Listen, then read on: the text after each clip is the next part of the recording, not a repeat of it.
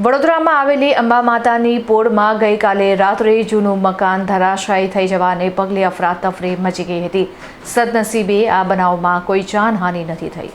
વડોદરા શહેરના ઐતિહાસિક અંબા માતાની પોળ વિસ્તારમાં ગત મોડી રાત્રે એક જૂનું અને જર્જરિત મકાન અચાનક ધરાશાયી થઈ જતા વિસ્તારમાં અફરાતફરી મચી ગઈ હતી.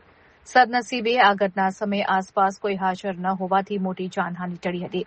પરંતુ આ ઘટનાએ વડોદરા મહાનગરપાલિકાની કામગીરી સામે ગંભીર સવાલો ઉભા કર્યા છે. શહેરમાં ચોમાસાની શરૂઆત થઈ ચૂકી છે ત્યારે આવા અનેક જોખમી અને જર્જરિત મકાનો ગમે તે ક્ષણે જમીનદોસ્ત થવાની ભીતિ સેવાઈ રહી છે. દર વર્ષે પાલિકા દ્વારા આવા મકાનોને નિર્ભયતાની નોટિસ તો પાઠવવામાં આવે છે, પરંતુ વાસ્તવિકતામાં કાર્યવાહી માત્ર કાગળ પર જ રહેતી હોવાનો સ્થાનિકો આક્ષેપ કરી રહ્યા છે. માત્ર નોટિસ આપીને સંતોષ માનતું તંત્ર મકાનોને ઉતારી લેવાની કે સુરક્ષિત કરવાની નક્કર કામગીરી કરવામાં નિષ્ફળ નીવડ્યું છે. અંબા માતાની પોળમાં બનેલી ઘટનાથી સ્પષ્ટ થાય છે કે તંત્ર કોઈ મોટી દુર્ઘટનાની રાહ જોઈ રહ્યું છે.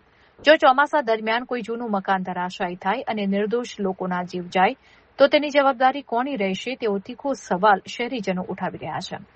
સ્થાનિકોએ માંગ કરી છે કે પાલિકા કાગળ પરથી બહાર આવીને તમામ જર્જરિત મકાનો સામે તાત્કાલિક ધોરણે કડક કાર્યવાહી કરે.